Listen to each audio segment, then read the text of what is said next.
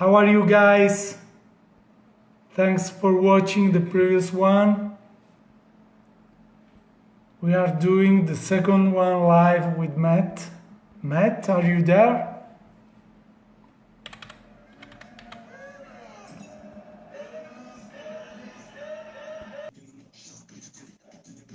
No, he's here, There Matt. we go. Okay, perfect. Whoa, Ouija board. Whoa, whoa, whoa. No Ouija boards here. No Ouija boards. What up, what up, what up? Once again. If or when I pitch to get investors involved in my shooting, what do I offer to them in return? So we'll start talking about how to pitch, how to find So, money and tools. okay, so this one's a little tough. So this is only from my experience. In my experience with short films, I would say 98% of the people I've got to invest or who wanted to invest were people who wanted to be affiliated with me or with what I was doing or with the celebrities that I was working with. They just wanted to be cool. They were working for some sort of, high paying job that was kind of boring, and they just wanted something to tell their friends about. Just they wanted something cool on their resume, not necessarily their actual resume, but just something to tell their friends and stuff, and to be a part of something. So I would say that's pretty much because we never for a short film. There's not much return you're going to get. For a music video, there's absolutely no return you're going to get. For my actual company, they wanted partnerships. They wanted that their name included on titles and things like that. So they just wanted to be a part, make sure they could bring their families, their kids, cousins, nephews, whatever, and meet the celebrities, stuff like that. So that's where it gets a little tricky. I had a couple of short films that I actually never put out because the investors kind of wanted it one way, and started making creative changes, and then it just got really sticky, and so it is a little tough. You know what I mean? But you know, that's normally how it goes. So that's why regardless of if you use them or not, the thing is that you want to get a name, you want to create a name for yourself, you want to create a buzz so that you do have a plethora of options at your disposal. There's a guy that said crazy shutter use and now is asking, having style which can represent our director is needed. Um, is it needed? I don't think it's needed, but I think that your style is gonna, my style is very, very broad. I can do a video like this, a pop video. I can do Sophia Grace, a girl who's 11 years old at Kmart, or I can do a video like Thought, girls, you know, dancing around, at a pool party, or I can do something evil like Martian vs. Goblins or 64, or I like to have a really wide range, and from performance to narrative to branding content. But I like to have style with my. It's just my taste because I'm an editor, I'm a shooter. I just like style. But I think as you continue to shoot more and more things, your signature will speak to clients. Maybe not to you, but to other people. You'll maybe have a signature. And is it important? No, but it definitely helps. Definitely helps. You know what I mean? It helps to have a signature thing, or something that kind of that's his video or her video. Definitely something that helps out.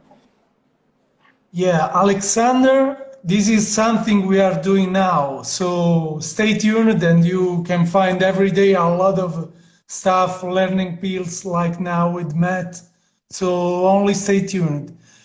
My approach is to produce replacement is often the money maker. Read yourself, man. This is Pinned. Approaches. I'm checking a lot of questions.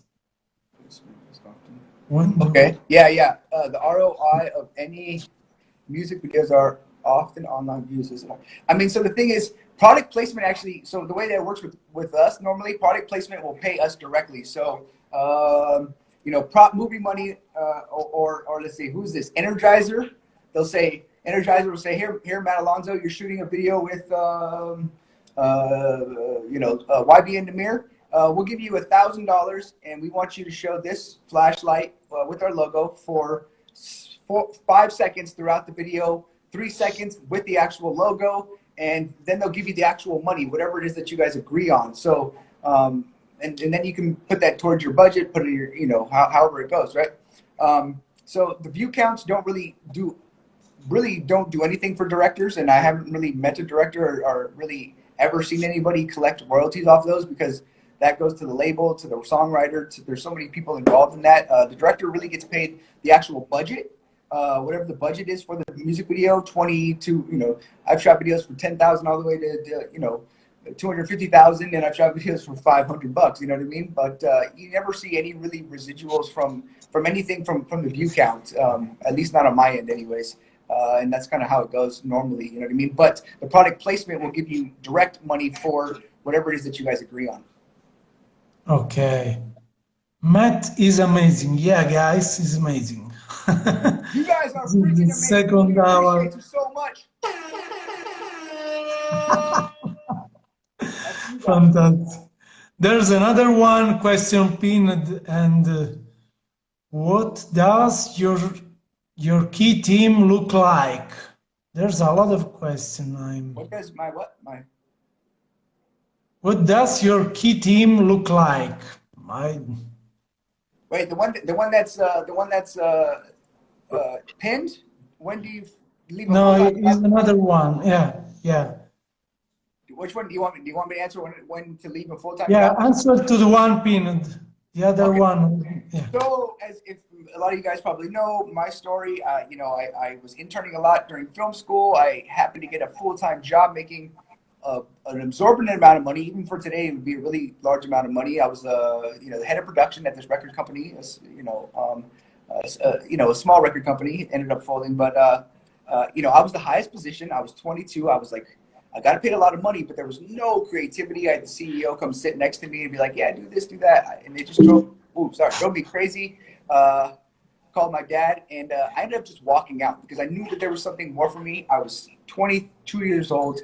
I lived by myself. I had no girlfriend, no kids, no really responsibilities. You know, I ended up losing everything. My car got repossessed. My apartment got taken. You know, any valuables were gone, and I kind of just had to work my way up, top ramen and Craigslisting. So when does well, one, I can't say when.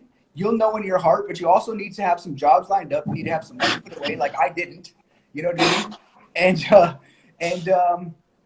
And really understand that filmmaking full time freelance is it is a roller coaster. You know, it is a roller coaster. So if you have a family, you have a wife or a girlfriend or anything like that, you know, just understand what it comes with and make sure you communicate and you guys discuss that and you discuss it with yourself.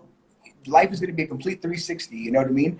And really understand it's going to be years of grinding before you'll even break the plane, you know? So if you're okay with that, if you're young and you don't have any responsibilities, then I would say that would be the best time. Other than that, I would discuss with yourself, your parents, or you know, your siblings, your friends, and figure out what makes sense for you. But make sure you have some money saved up and some jobs lined up, hopefully. Okay, there's other question about storyboard necessary. Really quickly, we talked also before. Is storyboard necessary, man? Like I said earlier, storyboards for me only one time only two times for me personally has it been a necessity. You know, I write my treatments with so many visuals. I do a lot of stuff in Photoshop, things like that. I explain that in my treatment pack. But anytime I use a product placement, like we just discussed, the Energizer, there was a couple alcoholic beverages that needed to know how they were actually paying a substantial amount of money for these videos. They wanted to know, you know, how I saw their product being used. So we had to actually draw those shots and put those together. And the other time I used storyboards was for the Hobson video, where I really had to cut off the head. But for that, what I did was a lot of Photoshops. So other than that, I write my shot list out, and that's pretty much all. Like I said, a lot of times we don't have so many days in advance to actually do all this stuff. So while you're trying to cast, go location scout, talk to your DP, figure out lenses, lights, and everything. You're writing out your shot list. Next thing you know, you really don't have time to storyboard and things like that. But yes, I would advise, and I edit myself as well. So there's really nobody else I need to discuss those things with. So for me, it's kind of redundant. But I would advise to do it if you have the time. Yeah, there's a lot of question about how to approach, how to pitch, how to reach companies, how to create. Read the one pin and I pin another one, so you can read more about similar and related question about this. I pinned another one, man. Yeah. Okay. Yeah, and you guys are right that there is no ideal time. I mean, it's really whenever you feel. I mean, in my intuition, I knew there was more for me out there, and I knew that my creativity was at the plateau of where I was at, and I knew I had so much more to offer. So I just made that leap. But I was young. I didn't have a family. I didn't have any responsibilities. I can't imagine making that jump if I did. But it's up to you guys. It's never going to be the ideal time. But when your stomach tells you, consult with a few people and make that leap if that seems to be the right choice. Alrighty, sorry, I'm talking too fast. You probably don't understand me, so I'll slow it down a little bit. Okay, love Yeah. writing, but if I want to shoot a pilot, is there more chance of the retaining rights of directing? Um, so the way that this normally works is you can write a pitch deck for a show. There's going to be showrunners, there are people who will buy the shows, and most of the time, a production company will buy your idea and then have their directors or somebody else go shoot the pilot and then sell it to a Netflix or to somebody. So there's so many, you know, different levels to that. And most people just write shows and get them sold. They don't actually want to be attached as directors. They want to be attached as producers because that's where they get the money. Um, but most people don't shoot pilots until it's picked up by the next level, which is normally a first look production company. So if you want to, that one's a little tough. Um, you know, I'm not sure exactly where it would be aimed for. Maybe look at what platform you would want to go to, like Amazon, Netflix, YouTube, whatever, maybe Vimeo, whatever it is that you would want to go to, and then kind of figure out from there what would be the best. Kind of do some research or team up with a production company that can fund you or can help collaborate and team up with you for something like that, because it is a lot to embark on yourself. To make it accurately. What I do, or what I used to do when I was at ICM, is I would make 1 to 2 minute trailers with other people's footage, other movies, in my voiceover in a world. But I would make it in a way that it would be pitching the actual show or the script. So that seemed to help out a lot and didn't cost There's much. there's Libra Boy again. What's the one songs you would love to shoot? Oh man. Oh man. Who would I really want to shoot right now? I mean, man, there's so many people. I'm a huge R&B fan. Like, I'm a huge R&B fan, but I would have to say that Ed Sheeran. If I could have anybody, I would shoot Ed Sheeran. Yep. Or John Miles Jones. Either one. Yeah, I'm going crazy to follow all the conversation in these small places, scrolling question. Let's I'm going crazy. go! I quit my regular job February And how's it because going? And tell me yeah, how's it going. read this one Okay. I pinned.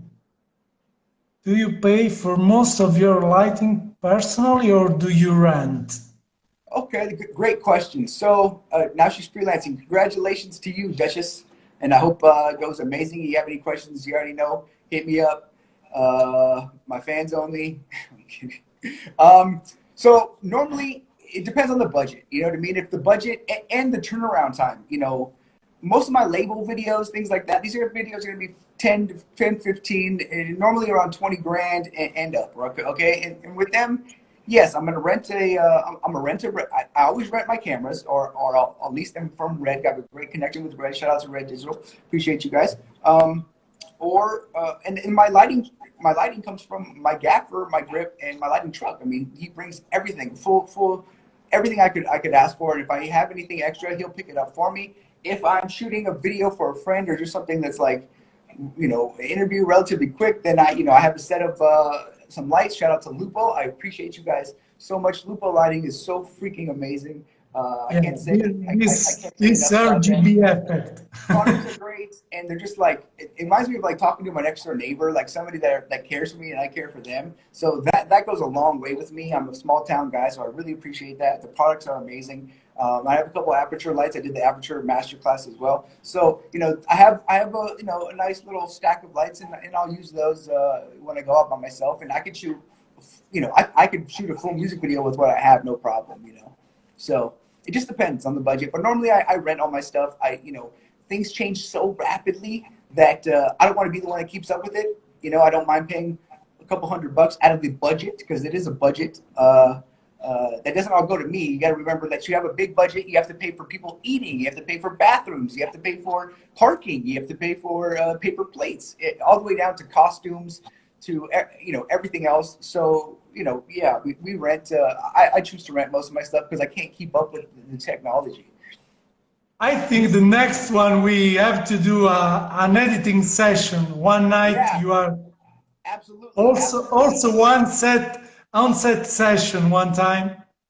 Yeah, We have only to see. yeah, we're gonna do an edit session soon. And to be honest, I have to cut this. I have about 5 more minutes, and then I have to go to an edit session. So, Subscribe the YouTube channel, click in the link in bio. You will find there every live we did until now. So, guys, the time is really ended now. all right, two more questions. I'll take these two. Do you think Yeah. that Netflix is a good opportunity for filmmakers? Netflix. So my opinion on Netflix right now, absolutely not. If you want money, or if you're looking to get some compensation, it's really really tough. A lot of times they're going to give you pennies because there's so many people submitting, and to be honest, they're already like a couple $100 million in debt. So I think it's a great opportunity to get your work shown, but it is really not the best if you're looking for compensation or you're looking to buy something. I would go to the festival route. And then I saw another question. It said, how do you back up your footages? I have about 500 G drives. I only use G drives, G RAIDs, G drives. Guys, hit me up. I would love a sponsor. And I have a full closet full of them. So for every project, I buy 2 hard drives, one to back up and one to work on. And I've been doing that for 11 years. So you guys can do, I've shot over 300, 400 things. So you can do the math. I have a lot of hard drives. So, guys, thanks so much for watching. Thanks for all the love you showed us today. Thank you guys. I really So, appreciate you. stay tuned. Thanks Yeah. so much, Matt. You're awesome. Thanks Tell so the much, family I my said man. hello. Tell the family I said hello. Appreciate you guys. Yeah. Ciao. Peace.